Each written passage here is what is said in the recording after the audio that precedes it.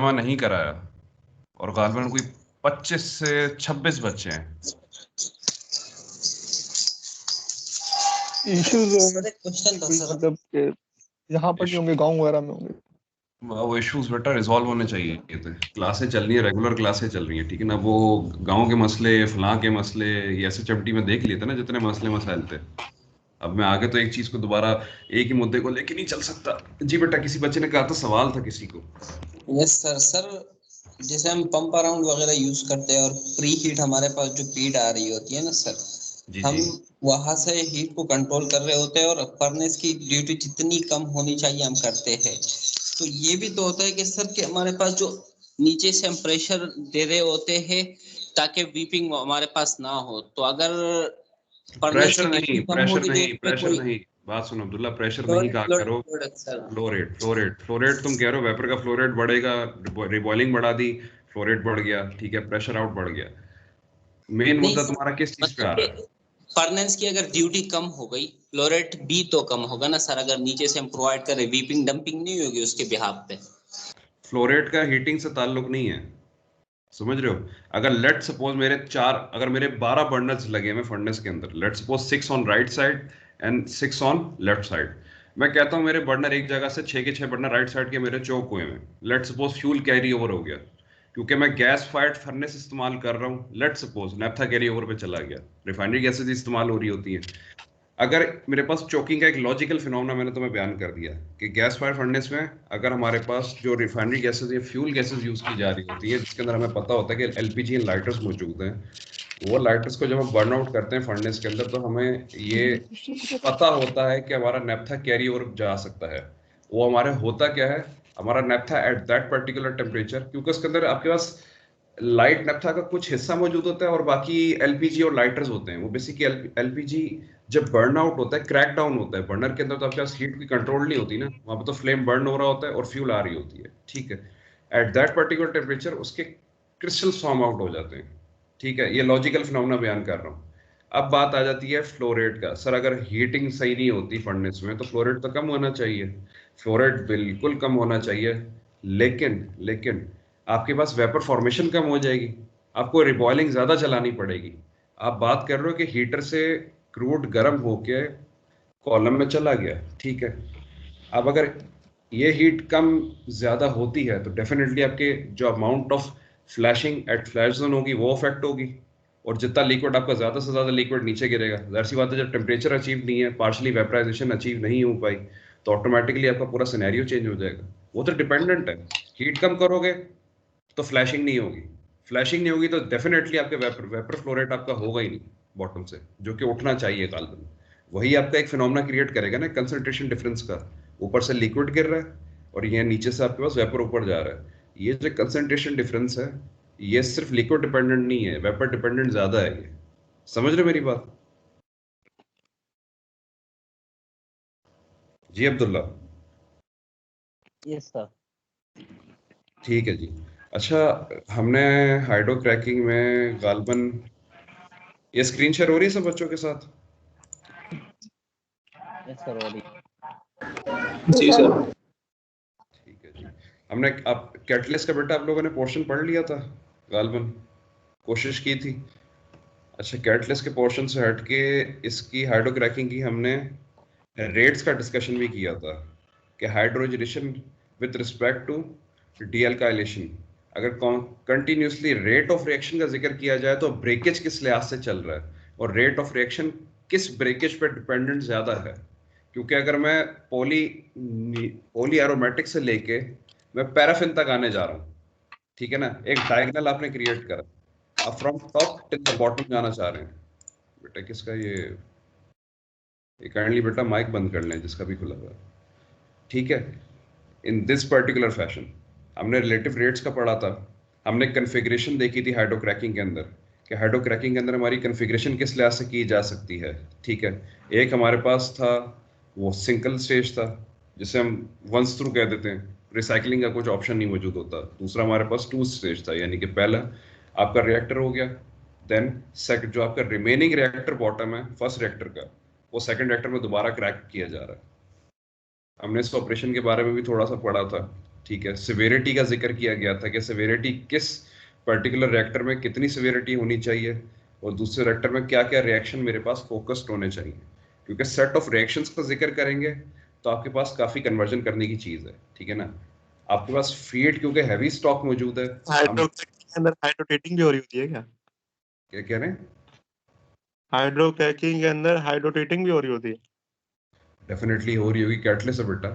Catalyst अगर कोई चीज, जब भी हाइड्रोट्रेटिंग करके तुम किसी चीज को हाइड्रोक्रैकिंग की तरफ लेके जाते हो तो तुम्हारे पास तब भी minute 5 ppm wait percent, 10 ppm wait percent, 6 ppm wait percent, 3 ppm wait percent, इतना बेटा तुम्हारे पास सल्फर मौजूद होता है। हमने पिछले पहले क्या पढ़ा था कि a little bit quantity, a minute quantity और a negligible quantity is more than enough to act as a promoter in the process. ये हमने पढ़ा था कि नहीं पढ़ा था कि सल्फर का कुछ अमाउंट से मुराद बहुत ज्यादा परसेंटेज नहीं होगी, लेकिन अ little bit should be present.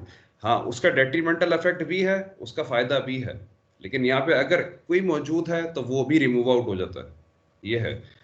Then हमने सेकंड स्टेज पे चले गए थे। सर जी जी, रिवीजन की तरफ जा यहाँ रहा हूँ में क्योंकि ये तो फिनिश करना है ना बेटा, ये हो गया, इसके में थोड़ा आपके पास यील्ड्स पे आना चाह रहा था। जी जी सर डिसाल्टर जैसे कि हमने पढ़ा था कि पहले हीट एक्सचेंजर होते हैं, फिर एक डिसाल्टर, फिर हीट एक्सचेंजर, फिर तो सर पहले में मतलब कि पहुंच गया, उसका टेम्परेचर रीच हो गया डिसाल्टर, उसके बाद मतलब जो एक्सचेंजर लगे हुए वाटर वहां पे इवेपोरेट नहीं होगा, दूसरे तक मतलब कि जाएगा उसमें से? देखें, जब टू स्टेज डिसॉल्टर सिस्टम का जिक्र किया था हमने, तुम बिल्कुल शुरू में जाके सवाल पूछो। बहरहाल डिसॉल्टर सिस्टम का जब हमने बेटा जिक्र किया था तो हमारे पास पानी हमेशा डिसॉल्टर के इनलेट पे एंटर होता था, ठीक है। पानी जब मिक्स आउट हो जाता था, क्योंकि continuous flow of water along with continuous flow of crude, क्योंकि टैंक से बेटा क्रूड पंपिंग कंटिन्यूसली चल रही है, हो रहा है कि नहीं हो रहा, ये कंटिन्यूस फिनोमेना चल रहा है।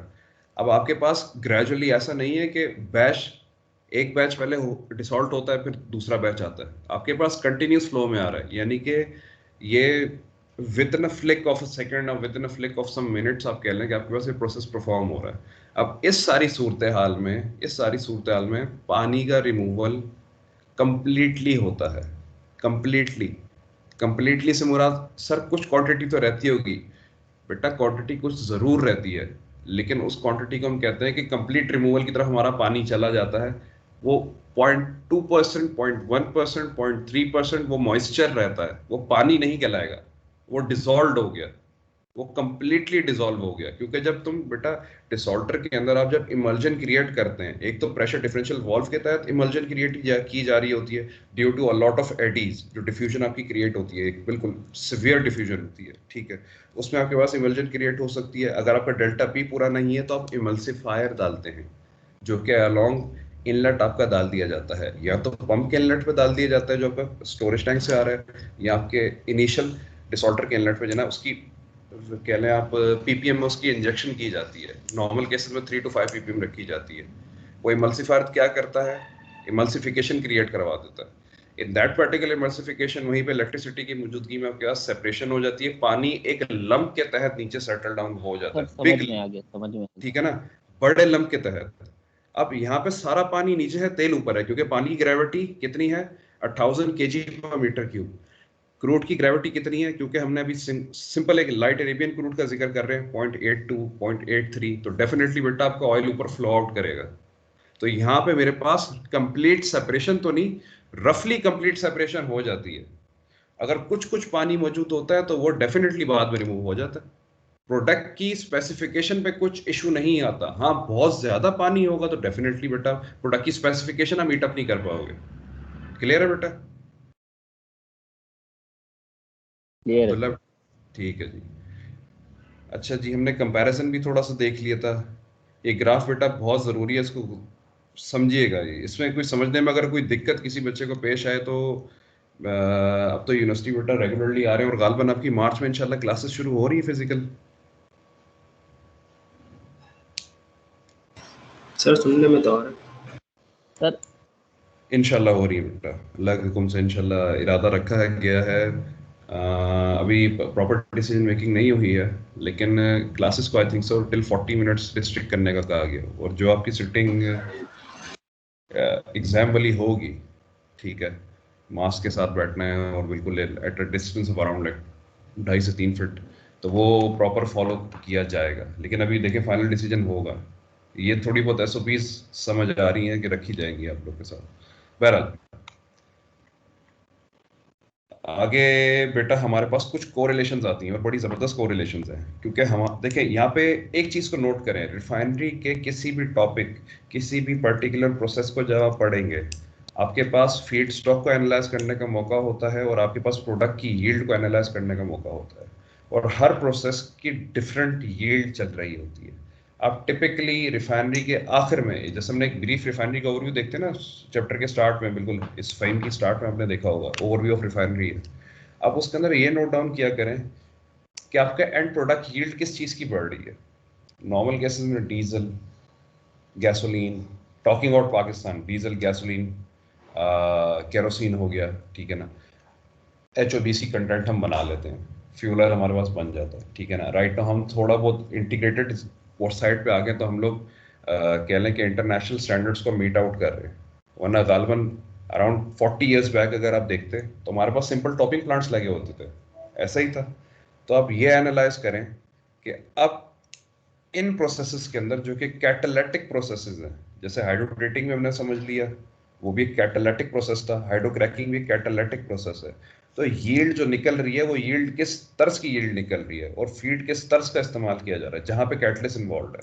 आप सिर्फ इस चीज को फोकस रखेंगे, आपके पास डिफरेंशिएट करने का बहुत आ जाएगा कि कौन सी प्रोसेस किस लिहाज से डिफरेंशिएट, एक दूसरे से क्या डिफरेंस है एक दूसरे प्रोसेस का एक दूसरे के साथ। अच्छा, यहाँ पे अब कुछ कोरिलेशंस हैं, कोरिलेशंस को जल्दी से देख लेते हैं, फिर हम इंशाल्लाह हम स्टार्ट करेंगे फ्लूट कैटालिटिक क्रैकर, जो कि गालबन अल्लाह ने चाहा तो आपके 17 के पास आउट है ना, हो सके तो आपका इंशाल्लाह गालबन आपके 7 के एंड तक Byco will be taking graduate training engineer test, तो प्रिपेयर रहिएगा इंशाल्लाह, और कोशिश है अल्लाह ताला हिसाब किताब आप लोगों के लिए भी बना दे, मतलब अच्छी भर्ती होगी इंशाल्लाह, ज्यादा बच्चों। सर क्या कहा आपने? मैंने कुछ नहीं कहा बेटा, रिपीट किएगा। नहीं कुछ नहीं कहा बेटा, हाइड्रोक्रैकिंग कोरिलेशंस पे आ जाते हैं। अच्छा जी, 80 के बता दिया था सर बेटा, आपकी आवाज नहीं आ रही, सही से कट के आ रही है। आप क्या कह रहे हैं? मतलब टेस्ट होगा किसी चीज का, बाइकों का? जी जी होगा। बाकी बच्चों को आवाज आ रही है?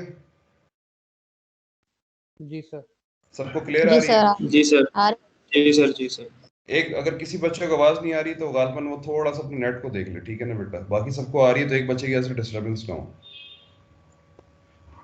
अच्छा जी, हाँ 70 एक सेकंड पूछते हैं, सवाल जवाब करते हैं।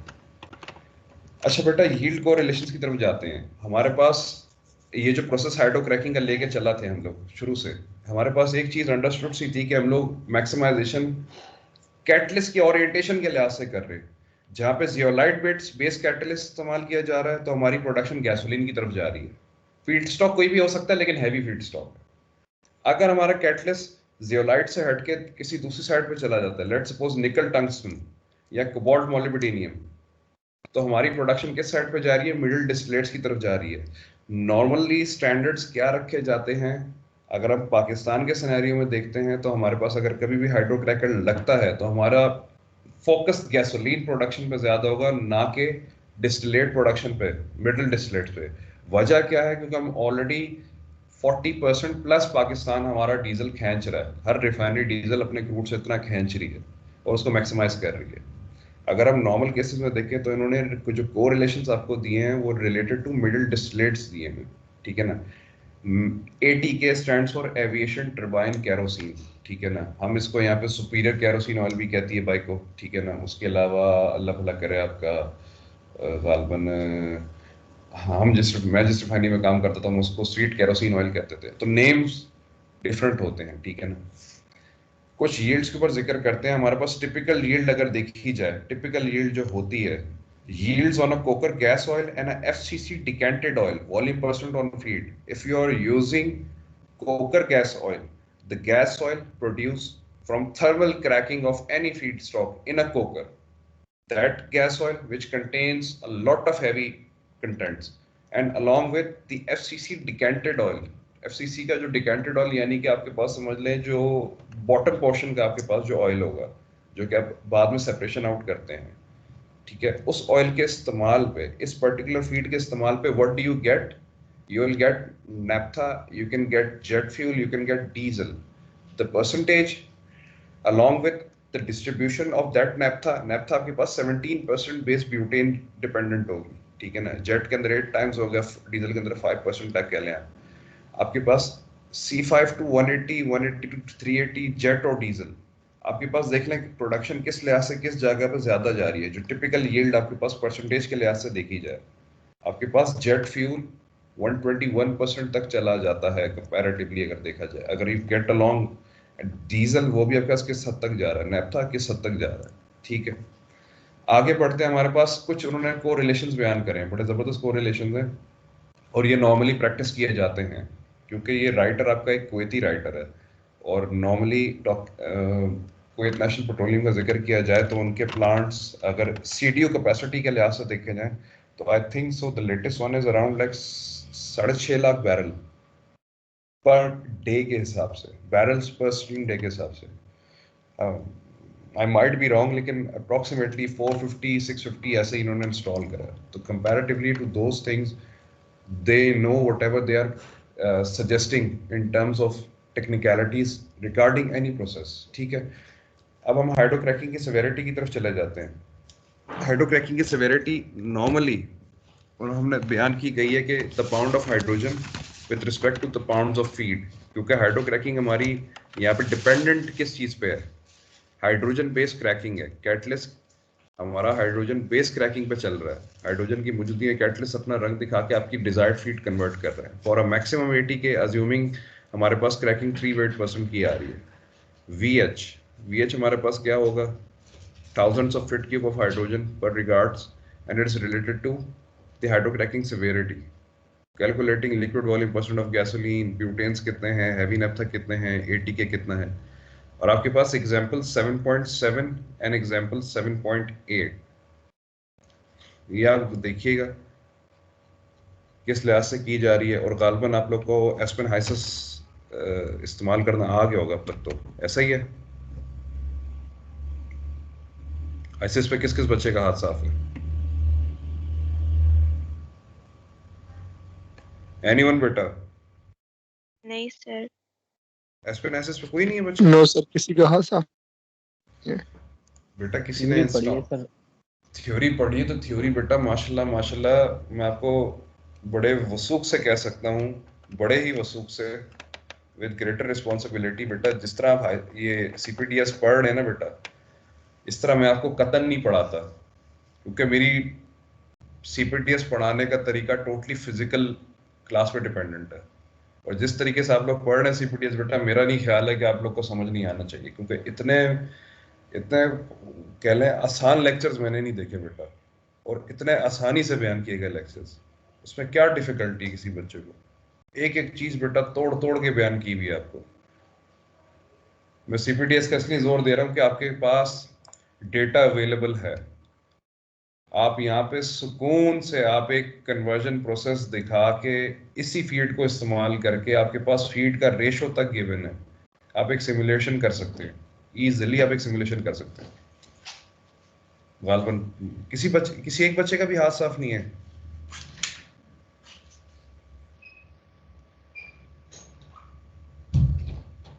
एनीवन बेटा? सर अभी तो हम लोगों ने सिर्फ थ्योरी पढ़ी है, थ्योरी भी पूरी नहीं पढ़ी है। मैम ने कहा है कि प्रैक्टिकल हम लोग बाद में करेंगे। वो तो ठीक है, मैं ये कह रहा हूँ बेटा आपको इनसाइट इतनी अच्छी माशाल्लाह मिल चुकी है, मेरा ख्याल है गालबन आप लोगों ने इंस्टॉल करा है। बहरहाल चलें उसको छोड़ दें। अच्छा इसके अंदर बेटा 7.7 को थोड़ा नोट डाउन कर लीजिएगा, देख लीजिएगा किस लिहाज से कोरिलेशंस को जो है एक दूसरे से इंटरेक्ट किया जा रहा है, क्या चीज़ें किस तरीके से फॉरवर्ड आउट की जा रही हैं, हमारे प्रोडक्शन किस लिहाज से की जा सकती है। Now we are finished with hydrotreating along with hydrocracking, then इंशाल्लाह वी हम स्टार्ट कर। सर एक चीज पूछनी थी इधर। जी जी।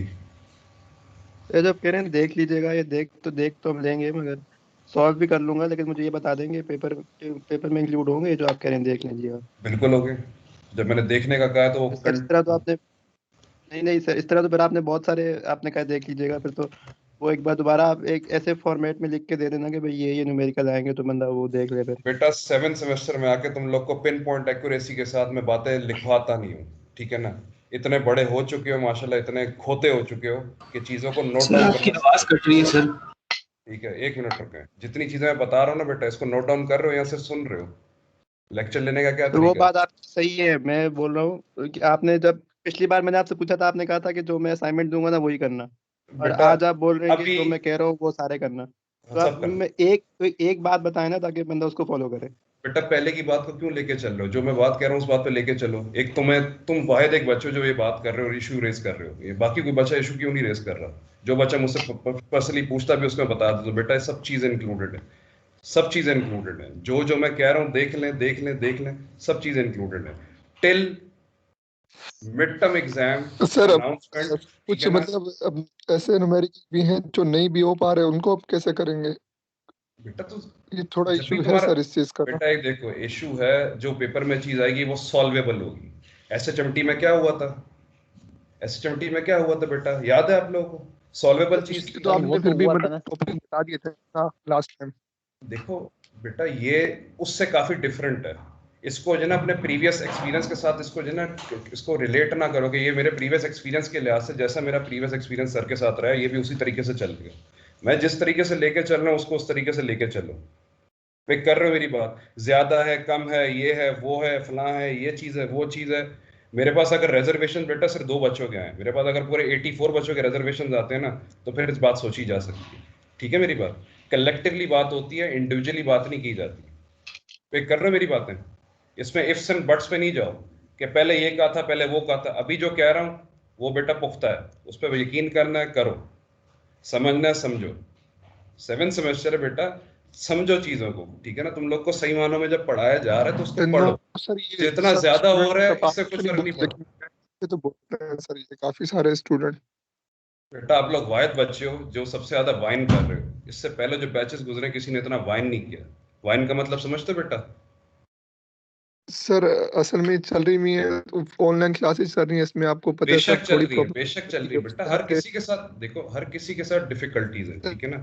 कोई बंदा खुशी से नहीं पढ़ा। तो खैर मतलब देखो कोई बेटा ये देखो फजूल में जो ना क्लास एक बहस पे जा रही है। ये बहस करनी है, मैं यूनिवर्सिटी जो ना रेगुलरली आया करूंगा। ये जितनी बहसें करनी है ना बेटा, ये यूनिवर्सिटी में आके बहसें करना। ऑनलाइन क्लास में ये कोई फजूल बहस नहीं होनी चाहिए। अब ये लिख लें, सर ठीक है ना। मैं रोजाना सर यूनिवर्सिटी आऊंगा, इसकी बात यूनिवर्सिटी में नहीं आके है। डिस्कस करें। क्लास के टाइम बेटा पढ़ना है तो पढ़ना है, जो रिजर्वेशन हैं यूनिवर्सिटी में आके डिस्कस कर लें, सिंपल इज दैट। सर हम रिजर्वेशन ये आपके नहीं कह आपके रहे कि आप नहीं पढ़ाएं या कुछ नहीं हो, वो मसला नहीं है, लेकिन सर एटलीस्ट ये मतलब आइडिया तो हो, मतलब कौन कौन के चीजें चैप्टर के करेक्ट। न्यूमेरिकल या मेरी बात कौन से सुनो तुम। न्यूमेरिकल इंक्लूड है या कौन से टॉपिक है, ये थोड़ी देखो जो टॉपिक हो मैंने जाए तो पढ़ा अच्छा दिया, है। वो सारा इंक्लूडेड है। मैंने जितने चैप्टर पढ़ाए वो सारे इंक्लूडेड है। एडीयू से सीडीयू से लेके वैक्यूम डिस्टिलेशन से लेके, ठीक है ना। जितनी चीजें सब कुछ इंक्लूडेड है, ओके सर। और ठीक है ना। सर जितना अभी तक पढ़ा रहा हूँ मेडिकल सब इंक्लूडेड है, सब, ठीक है ना। कुल्लू सब चीजें इंक्लूडेड है। अच्छा जी, एफसीसी पे आ जाए। अच्छा जी, फ्लूइड कैटालिटिक क्रैकर का वैसे किसी बच्चे को आइडिया है कि what is a fluid catalytic cracker? Normal किसी ने देखा है? किसी ने गालबन, क्योंकि आप लोग बच्चे इंजीनियर्स बन रहे हैं, मेरा ख्याल आप लोग को इंटरनेशनल आउटलुक का आइडिया होगा। एक्सॉन मोबिल का आइडिया है किसी को बेटा, कंपनी का? Yes sir Exxon. Exxon Mobil है, ठीक है जी। बाकी बच्चों का आइडिया यस है? सर। बाकी बच्चों में मुराद जितने दूसरे बच्चे ऑनलाइन हैं, कितने बच्चे ऑनलाइन हैं माशाल्लाह से हमारे पास? गालबन जी सर आइडिया हो गया। जी सर 30 35 ठीक है बेटा। ये 35 के बच्चों से सवाल है, ठीक है ना। किसी ये एक बच्चे से सवाल नहीं है। एनीवन? ये कंपनी एक अमेरिकन कंपनी, सबको आइडिया होगा, ठीक है जी। नहीं है सर। इनका 2015 में प्लांट पे एक बहुत बड़ा ब्लास्ट हुआ था जिसमें अप्रोक्सीमेटली गालबन अनऑफिशियल जो व्यूज आए थे कि 25 बंदे मरे थे, 25 बंदे मरे थे या गालबन 24 बंदे मरे थे इनके फ्लूट कैटालिटिक क्रैकर पे। आपके पास एक कह लें बहुत ही डेट्रीमेंटल एक इफेक्ट हुआ था, कैटलिस्ट आपका रिएक्टर के अंदर आ गया था, रिएक्टर के अंदर वापस आ गया था, रीजनरेटेड कैटलिस्ट के अलावा स्प्रेड कैटलिस्ट भी वहीं पे आ गया था। एक बहुत बड़ा एक ब्लास्ट था, वो फ्लूट कैटालिटिक क्रैकर पे ही हुआ था, और बहुत एक माइन्यूट सा कह लें ऑपरेटर मिसहैप कह लें आप, उसके पेश नजर हुआ था। बहरहाल यूट्यूब पे जाके एक्सॉन मोबिल एफसीसी लिख के देखिएगा जरूर, वो गालबन 2015 का प्लांट की एक एनिमेशन हुई है बेटा। जब हम एक छोटा सा ब्रीफ इंट्रो ले लें तो उसको जरूर देखिएगा, गालबन आपको शायद इस चैप्टर को पढ़ने की जरूरत ना पड़े, इतना अच्छा बयान किया था। तो उसका मैं एक हवाला इस लिहाज से देना चाह रहा था। अच्छा जी, फ्लूट कैटालिटिक क्रैकर आपके पास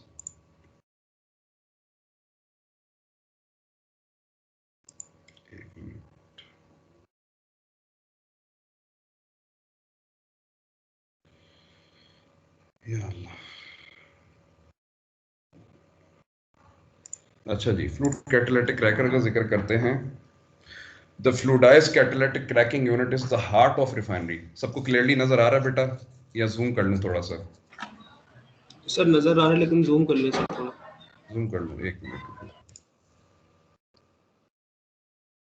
अब सही है बेटा? जी सर। अच्छा जी, the fluidised catalytic cracking unit is the heart of a refinery and is where low value, heavy low value, यानी कि cracked feedstock. Cracked feedstock जो होता है, या वैक्यूम फीड स्टॉक, मेरे पास नॉर्मली वैक्यूम फीड स्टॉक ही गंदा फीड स्टॉक होता है, ठीक है। Streams such as vacuum gas oil, such as vacuum gas oil. It can be pyrolytic oil. It can be a thermally cracked oil. It can be any oil. Is upgraded into higher value products, mainly gasoline, C3, C4 olefins, which can then be further used in the alkylation unit for production of ultra clean gasoline. ठीक है ना? ये बहुत strict line जा रहे हैं बेटा। Ultra clean gasoline ये कुवैत में बन रही है, ठीक है ना, अमेरिका में भी इस बन रही है, सऊदीया में भी बन रही है, पाकिस्तान में HOBC है बस आपके पास। जो मैक्सिमम आपके पास है high octane blending component 97 98 Ron, ठीक है ना, मैक्सिमम जो आप लोग अचीव कर सकते हैं। अचीवमेंट तो आपके पास 120 की भी आती है, 130 की भी आती है, लेकिन नॉर्मल केसेस में आपके पास जो रॉन मैक्सिमम अचीव आउट हो रहा होता है वो इतना होता है। हाँ जी जी, एक दरमियाना, ठीक है जी। The FCC process has been in operation for over 60 years. हमारे पास पाकिस्तान में अब आया, ठीक है ना, हमारे पास पाकिस्तान में अब आया। और आइसोमराइजेशन भी गालबन आपके पास 8 साल पुराना है पाकिस्तान में, लेकिन वो भी 50 years, around 50 to 60 years back वो भी प्रोसेस डेवलप किया जा चुका था, ठीक है। The FCC process has been in operation for over 60 years.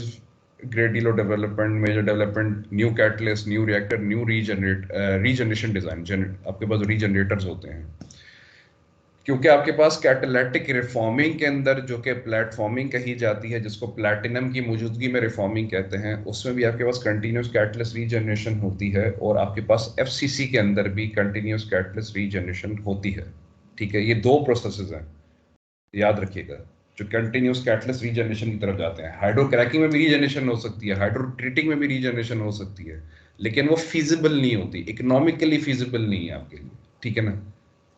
अच्छा, recently new processes have been developed such as petro FCC, residue FCC, and olefin production by a variety of means.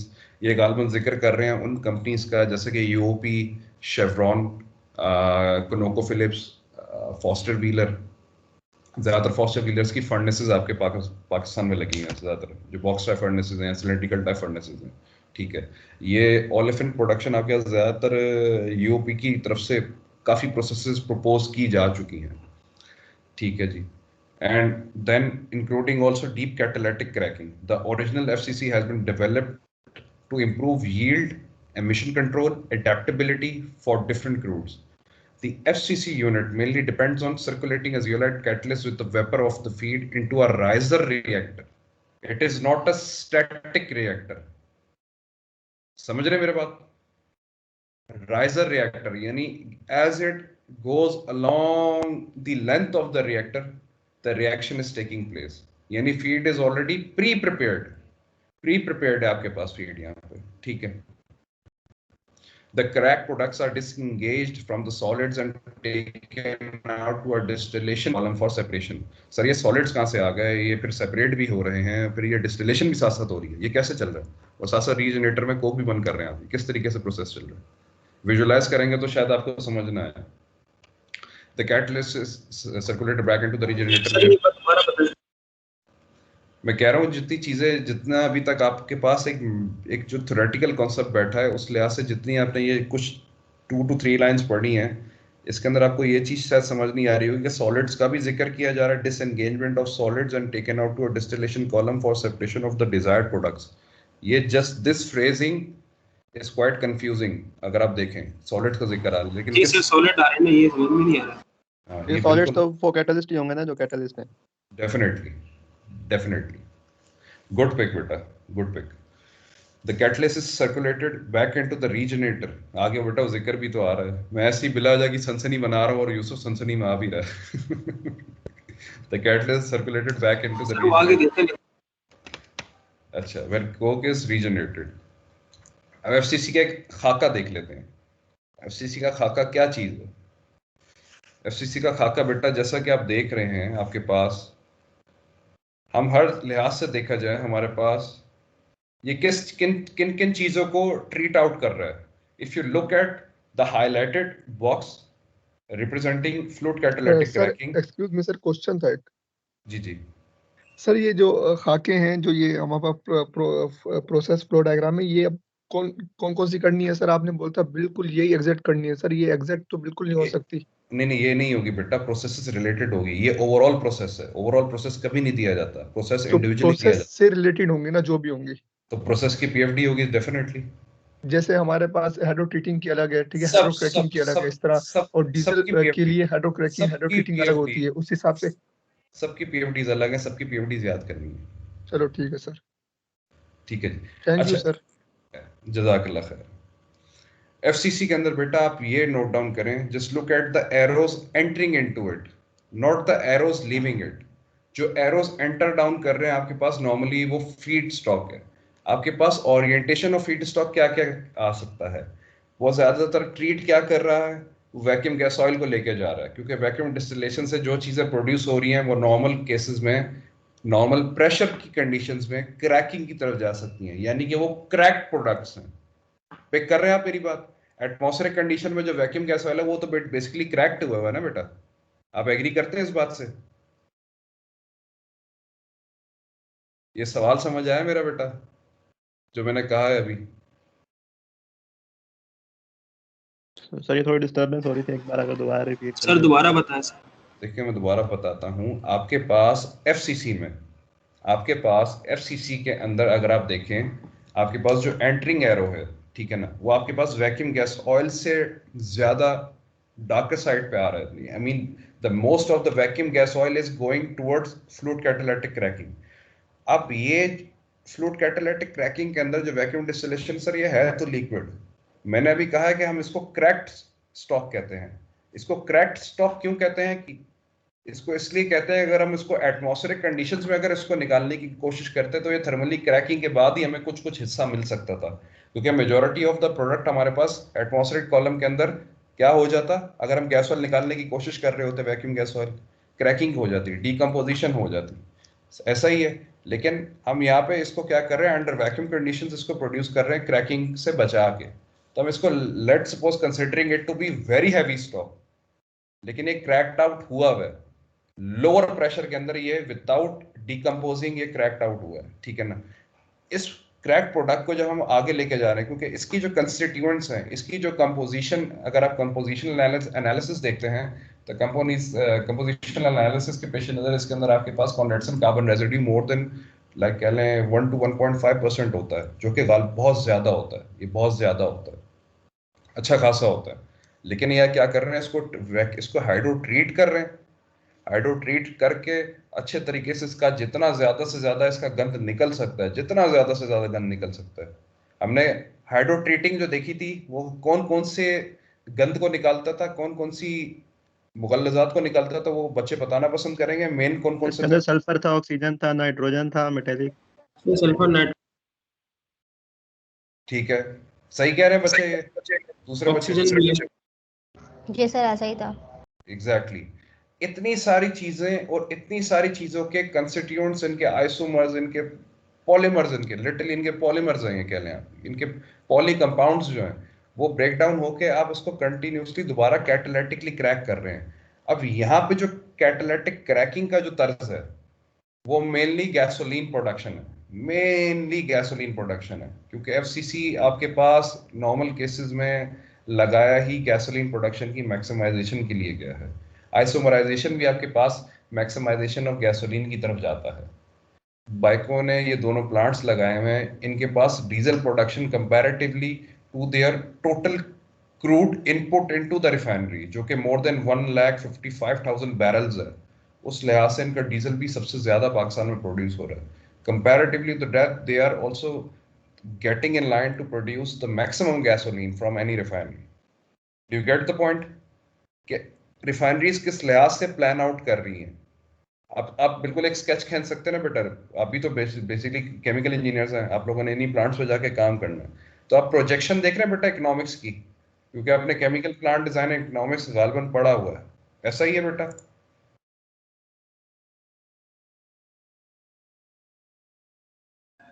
Ji sir. सही कह रहा हूँ? बच्चों को समझ आ रहा है, लड़कियों को समझ आया जो मैंने कहा है? 68, 67, 54, 27, 64। यस सर, समझ गए। मींस कि हम लोग अपनी डिजायर प्रोडक्ट के मुताबिक प्लांट को डिजाइन करते हैं कि हमें क्या चीज रिक्वायर्ड है उसकी। नहीं नहीं नहीं नहीं नहीं नहीं नहीं, हम उस लिहाज से नहीं बात कर रहे। यस सर, फिर किस लिहाज से? बेल बजी है बेटा, बाहर जाएं, बताता हूँ, वापस आओ फिर बताता हूँ। देखें, projection with respect to refinery economics, when I am talking about the refinery economics, में ये प्रोजेक्शन देखना चाह रहा हूँ कि मेरे पास किस प्रोडक्ट को मैं ज्यादा मैक्सिमाइजेशन की तरफ जा रहा हूँ। मैं आपको बार बार पाकिस्तानी मार्केट का क्यों दिखाता हूँ, मैं बार बार पाकिस्तानी मार्केट को डिस्कस क्यों करता हूँ, क्योंकि आप लोगों ने वापस जाके इसी मार्केट में रीइंटीग्रेट करना है, ठीक है? तो आपको कंटिन्यूसली आपको इंसाइट मिलना चाहिए कि whatever insight is taking place. अगर एक रिफाइनरी ये डेवलपमेंट की तरफ जा रही है कि they are installing a fluid catalytic cracker and they are also installing a diesel hydro desulphuriser which is basically producing कह लें कि 10 ppm या 5 ppm वेट सल्फर के लिहाज से डीजल प्रोड्यूस करने की कोशिश है। पार्को प्रोड्यूस कर रही है, लेकिन वो प्लांट अक्सर और बेशतर बंद रहता है क्योंकि उसकी खपत आपकी लोकल मार्केट में है नहीं, क्योंकि वो अल्ट्रा लो सल्फर है, उसकी एमिशन ही नहीं है बेटा, उसकी एमिशन है ही नहीं, लेकिन वो एक्सट्रीमली एक्सपेंसिव है, वो आम कंज्यूमर, आप और मुझ जैसा कंज्यूमर उसे नहीं खरीद सकता। Do you get the point? तो ये प्लान्ड आउट प्रोजेक्शंस होती हैं। आपके पास आईएसओ सर्टिफिकेशंस तो आ जाती हैं, इंटरनेशनल सर्टिफिकेशंस होती हैं, लेकिन कंपैरेटिवली वो compliance up with respect to your country और जो हमारी इकोनॉमिक सिचुएशन है और जो हमारी इंडस्ट्रियल साइड की जो हालत है, हम उसके पेश नज़र उस चीज़ को ज़्यादा फेवरेबल नहीं बना सकते। तो इस लिहाज से मैं कह रहा हूँ कि प्रोजेक्शन आप लोग जहन में रखा करेंगे। अगर जैसे कोई रिसेंट डेवलपमेंट आ रही है तो वो क्यों आई थी, वो पहले क्यों नहीं थी, वो बाकी रिफाइनरीज ने क्यों नहीं रखी, उनकी क्या वजूहत थी? कुछ नहीं है बेटा, नेट से सब पता चल सकता है। समझ रहे हैं? ये थोड़ा कह लें कि इन्वेस्टिगेटिव और इंटेरोगेटिव नेचर लाएं किसी भी एक टॉपिक के लिहाज से, आप बहुत अच्छा समझ लेंगे। जो आपको टीचर समझा रहा है ना बेटा, आप बजा होगा तो उससे कभी डिस्कशन करेंगे तो आप उसी को चुप करा देंगे, आपके इतने अच्छे कॉन्सेप्ट क्लियर हो जाएंगे। ठीक है जी, हम आ जाते हैं एफसीसी के कुछ स्मॉल इंट्रोडक्शन पे। हमने यहाँ पे थोड़ा बहुत किया था, लेट्स सपोज। अच्छा, a block diagram of a typical refinery is shown, नीचे जो हमने दिखाई थी। FCC plays a central role when feedstocks such as hydro-treated vacuum gas oil, atmospheric residue desulfurized oil, atmospheric residue को डीसल्फराइज करके भी इस्तेमाल किया जा रहा है। अब ये आपके पास कह लें कि एक बैरल के अंदर, यानी बॉटम ऑफ द बैरल के एंड तक जाने की कोशिश की जा रही है कि आपके पास गंद से गंद चीज भी अगर जो मौजूद है उसको भी डीसल्फराइज करके उसको कन्वर्जन की तरफ लेके जाएं। अब जैसे इमेजिन करें कि अमेरिकन, क्योंकि इनकी ये जो यूओपी टेक्नोलॉजी उन्हीं की तरफ से ये प्रपोज की गई है, कितनी टिपिकल और कितनी फैसिनेटिंग है कि वो किसी भी चीज को छोड़ नहीं रहे, वो तेल के एक एक कतरे को नहीं छोड़ रहे हैं। Do you get the point? बात मेरी समझ रहे हैं बेटा? इन प्रोसेसेस को लगाने की जो मेन वजूहत होती है। ठीक है जी, In this case the unit is called a residue FCC, RFCC भी कह देते हैं अगर आपके पास अगर रेजिड्यूज इस्तेमाल किए जा रहे हैं, वैक्यूम रेजिड्यूज को भी डीसल्फराइज किया जा रहा है। सर वैक्यूम रेजिड्यूज को डीसल्फराइज कर रहे हैं, ये फिजिबिलिटी नहीं आ सकती। आवाज आस्ता मैंने बेटा ये किस बच्चे की आवाज है? पूछा पर कर दिस्ता। ठीक है जी, आगे हम आते हैं इसकी थोड़ी सी ब्रीफ डिस्क्रिप्शन की तरफ। अच्छा जी, the role of FCC, the role of FCC is to take heavy desulfurized feedstock and crack it into lighter, mainly high octane gasoline. In a typical refinery, a FCC is installed mainly to produce gasoline. The FCC also produces, यहाँ पे आपको थोड़ा break ला के दोबारा add करता हूँ कि बाइकों के पास एक अल्काइलेशन यूनिट भी मौजूद है एफसीसी के बाद, जो कि नॉर्मली एक अल्काइलेशन यूनिट की ज़रूरत होती है आपके पास। यहाँ पे कह लें आपके पास, कह लें अगर as a by product alkylation हो रही है, ओलेफिन्स बन रहे हैं, तो अल्काइलेशन प्रोसेस के लिए आपके पास ओलेफिन्स की मौजूदगी बेटा इससे अच्छा और क्या हो सकता है, क्योंकि ओलेफिन्स आपके पास क्रैकिंग के बाद ही प्रोड्यूस होते हैं, ये क्रूड में नॉर्मली प्रोड्यूस नहीं होते, ठीक है ना। डबल बॉन्ड्स है, आगे जाके इससे कितनी आपकी पेट्रोकेमिकल साइड क्लिक आउट की जा सकती है, ये सोच है आपकी। तो गालबन इनके पास अल्काइलेशन यूनिट आइसोम, जब आइसोम आज से 10 साल पहले आया था तब का रखा हुआ अल्काइलेशन यूनिट, डिसमेंटल्ड है लेकिन इट इज इन प्लेस। अच्छा जी, the FCC also produces olefins that are mainly as, ये क्या लिखा हुआ है, C5 है, pentenes and butenes, double bond and LPG. The olefins can be utilized for alkylation and MTB production. MTB stands for beta,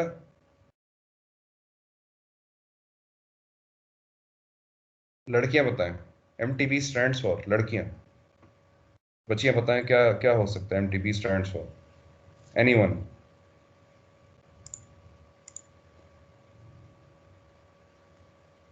जी बेटा 6'4" से नहीं बेटा, लड़कियां लड़कियां, अब्दुल्ला लड़की हो तुम?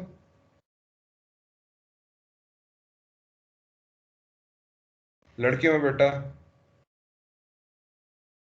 तैयबा, हुमा, मारो, टर्शियरी, जी जी जी जी, methyl tertiary butane, butyl butyl butyl ether, methyl tertiary butyl ether, ये क्या चीज है बेटा?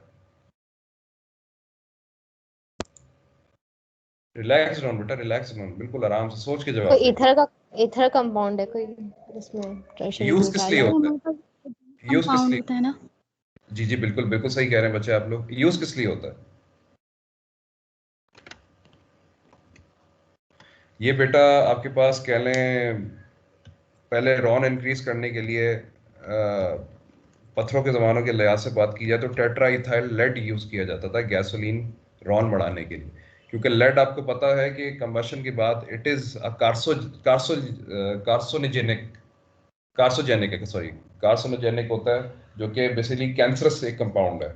आगे जाके ये क्योंकि गैसोलीन बर्न हो रही है, कंबशन हो रही है, लेड आपका एटमॉस्फेयर में जा रहा है, lead is detrimental to health. Comparatively to that it was propose कि मिथाइल टर्शियरी ब्यूटाइल ईथर बनाया जाए, जो कि नॉर्मल केसेस में आपके पास एज गैसोलीन रॉन इंक्रीजर भी यूज़ किया जाता है, गैसोलीन का रॉन इंक्रीज करने के लिए, एक्सट्रीम रॉन इंक्रीज करने के लिए MTB यूज़ किया जाता है, ठीक है जी। अच्छा जी, in fact some FCC units can be dedicated for the production of petrochemicals as the UOP petro FCC, ठीक है।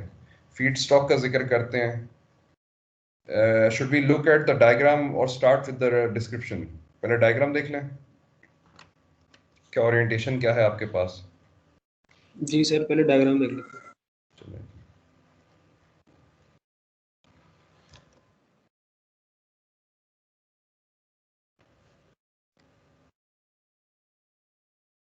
डायग्राम बेटा, आपके पास ये ओरिएंटेशन होगी बेटा, आपके पास ये ओरिएंटेशन होती है। Do you get the point? F को देखें, ये पेज नंबर आपके पास है गालबन 210। If you look at F, look at P, look at S and look at FG and look at air, configuration आपके पास स्टैक टाइप होती है, साइड बाय साइड होती है। नॉर्मल केसेस में साइड बाय साइड रखी जाती है, स्टैक्ड हम लोग नहीं रखते, स्टैक्ड हमारे पास ओरिएंटेशन नहीं रखी जाती। यूओपी लाइसेंसिंग जो हमें मिली हुई है एफसीसी की, वो बेसिकली हमें साइड बाय साइड हमें मिली हुई है। At the left side we always have a regenerator, then we have a reactor, and then we have a distillation column. Do you get the point? ये 3 distributions होती हैं columns की। पहला regenerator होता है, दूसरा reactor होता है, और तीसरा आपका distillation column होता है। ये work किस लिहाज से करता है? feed आपकी enter होती है किधर? आपकी ये diagonal पे जा रही है। If you look at the arrow of F, सब बच्चे देख रहे हैं? F के एरो को देखें, ये ऊपर इंक्लाइंड पोजीशन में ऊपर की तरफ जा रहा है रिएक्टर की तरफ, ठीक है। ये फीड यहाँ पे जो आपकी आती है ना बेटा, यहाँ पे आपकी फीड कह लें कि लेट्स सपोज पार्शियली वेपराइज्ड होती है, पार्शियली वेपराइज की ही हुई होती है, क्योंकि ऑलरेडी वो प्रोसेस आपका डीसल्फराइज होके आ रहा होता है प्रोडक्ट, आपका जो फीड स्टॉक है, और at the same time it is being hydro treated along with desulphurisation, oxygen removal, nitrogen removal. और हमने ये चीज देखी है कि वो बहुत ज्यादा एक्सोथर्मिक प्रोसेस है, hydro treating extremely exothermic process है। हीट जनरेशन एक्सट्रीम केसेस में होती है।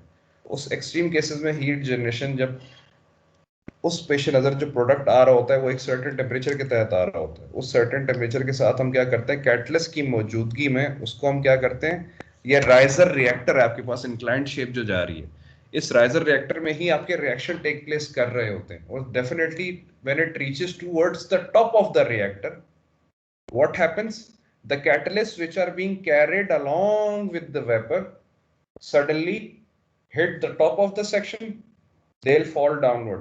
नहीं, एक साइक्लोन पैटर्न में एक वॉर्टेक्स फॉर्मेशन बन जाता है कि कैटलिस्ट आपका ऑटोमेटिकली, जो सेंटर ऑफ द रिएक्टर आपने देखा छोटा सा व्हाइट पोर्शन बना हुआ है, इधर ऑटोमेटिकली कलेक्ट होके आपके पास कहाँ पे जाता है, सॉरी बॉटम पे जाके एयर के साथ आप बर्न आउट कर लेते हैं रीजनरेटर की तरफ, ये नीचे आता है बिल्कुल स्ट्रेट अवे डाउनवर्ड्स आता है, यहाँ से ये एयर की मौजूदगी में इसको दोबारा हम धकेलते हैं रीजनरेटर के अंदर, जो Coke formation on the catalyst particle हुई जो कैटलिस्ट हुई भी होती है, हम उसको बर्न आउट कर देते हैं। This is a simple orientation.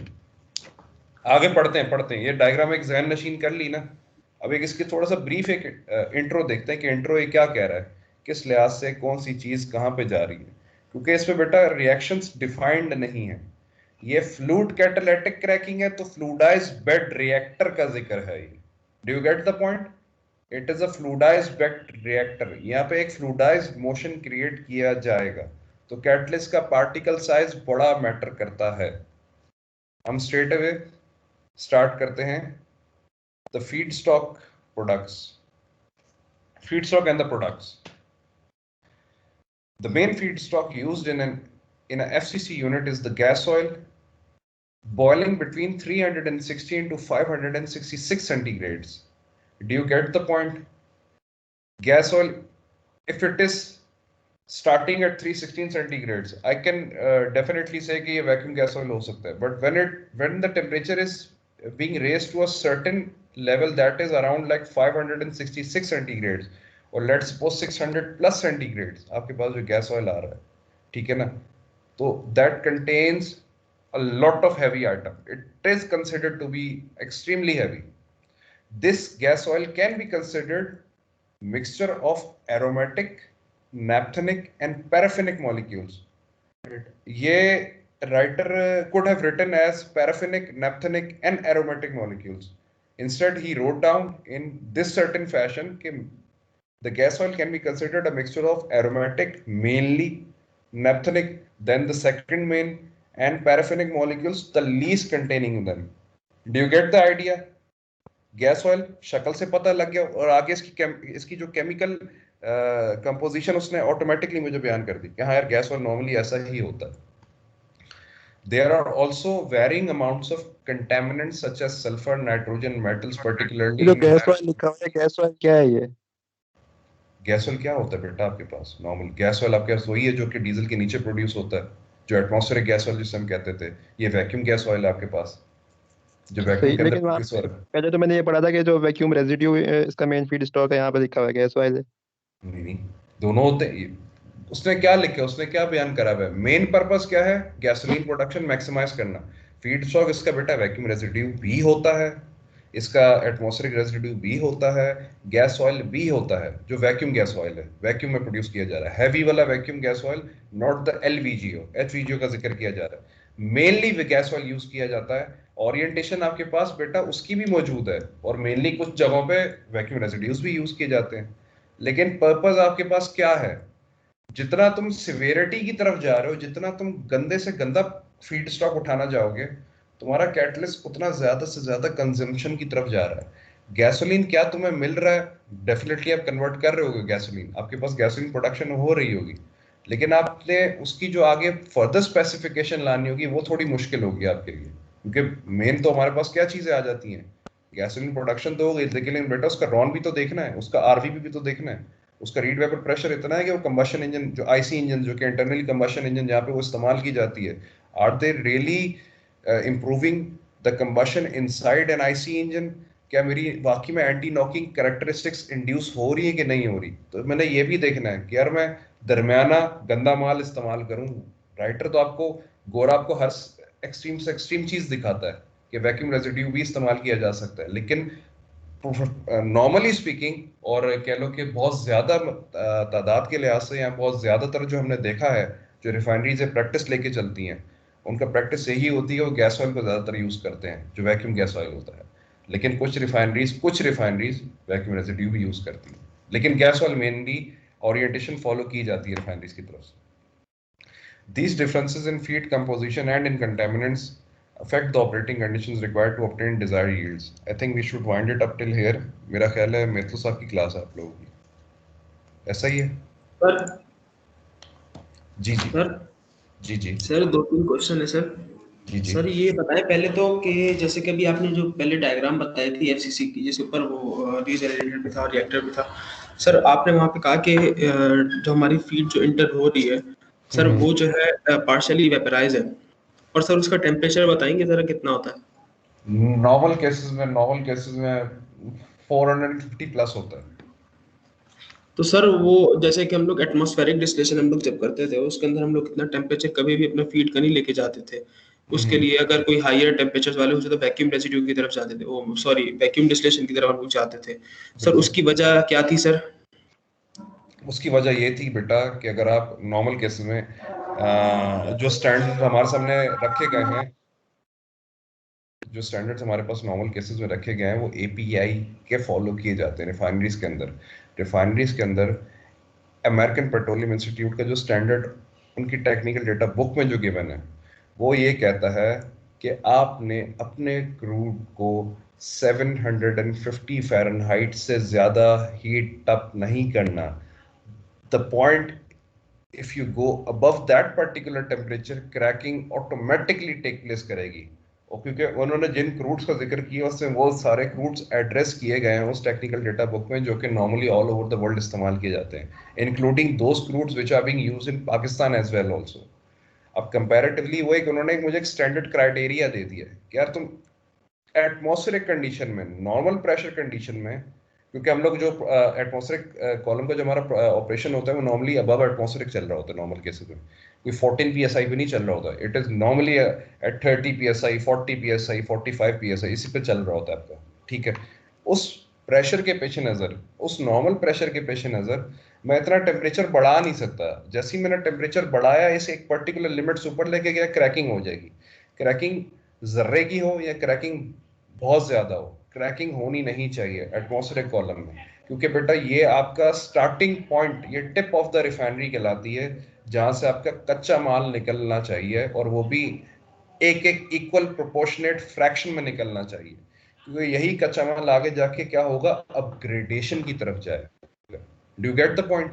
तो मैं इसलिए यहाँ पे ज़्यादा मैं जो ना छेड़खानी नहीं करता एटमॉस्फेरिक कॉलम के अंदर। टेम्परेचर में बढ़ाना चाहूँ मैं बढ़ा सकता हूँ, मैं कोशिश भी कर सकता हूँ। मैं कहना है जब टेम्परेचर बढ़ाऊंगा तो डेफिनेटली क्या होगा, वेपराइजेशन बढ़ेगी, वेपराइजेशन बढ़ेगी तो डेफिनेटली प्रेशर बढ़ेगा, प्रेशर बढ़ेगा तो डेफिनेटली आपके ओवरहेड के ट्रिम कूलर्स की कूलिंग कैपेसिटी जो कूलिंग ड्यूटी बढ़ जाएगी, पानी की इतनी अवेलेबिलिटी नहीं होगी जितना वाटर रिक्वायर्ड होगा। Do get the point? मैं एक फैक्टर को छेड़ रहा हूँ, मेरा ऑटोमेटिकली पूरा कॉलम हिल जाएगा। तो क्रैकिंग बाय डिफॉल्ट गोरे ने जब कहा है कि क्रैकिंग नहीं करनी, तो उसके पीछे बड़ी इसने लॉजिकल रीजंस बयान करे। ठीक है सर, मैं समझा कि टेम्परेचर बढ़ाने से कोई और इफेक्ट हो सकता है वहाँ पर ना, जिसकी वजह से हम लोग वहाँ पर टेम्परेचर नहीं बढ़ा रहे लेकिन यहाँ पर टेम्परेचर बढ़ा रहे हैं। ठीक है सर। नहीं नहीं नहीं, बिल्कुल चलो ठीक है, गुड हो गया, गुड हो गया। अच्छा जी, 1 मिनट दे दो, 1 मिनट होल्ड करिएगा।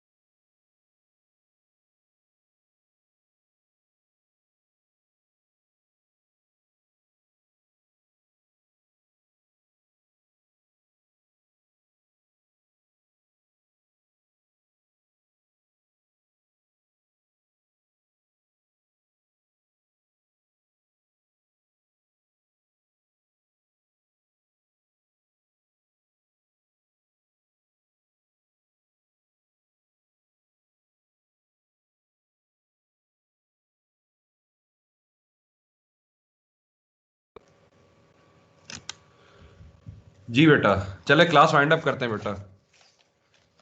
1 मिनट, इसको थोड़ा सा ब्रीफली देख लीजिएगा, और बेटा एक काम जरूर करिएगा, वो एनिमेशन जरूर देखिएगा। आप यकीन करें, आपको बहुत मजा आएगा उस एनिमेशन को देख के। एक्सॉन मोबिल की है, उनके एफसीसी प्लांट पे जो है उनका ब्लास्ट हुआ था गालमन।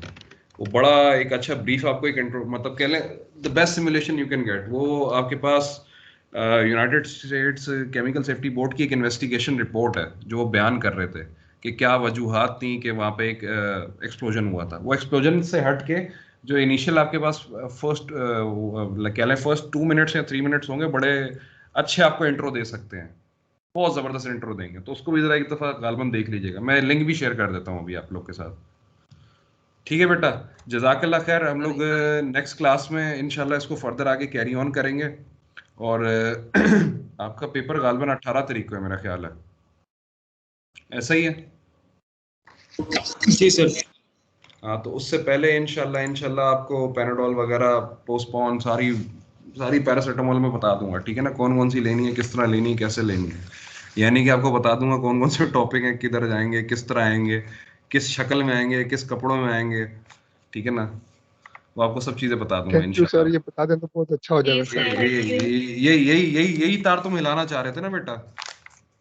Yes sir, thank you sir so much. FCC तक की रख लें सर, काफी यार ज्यादा तो होता है इस्माइल, कोर्स। आप इतना प्यार से बात कर रहे हैं ना, बाखुदा दिल चाहता है और पढ़ाऊंगा, पेपर ही बाखुदा। नहीं दूं।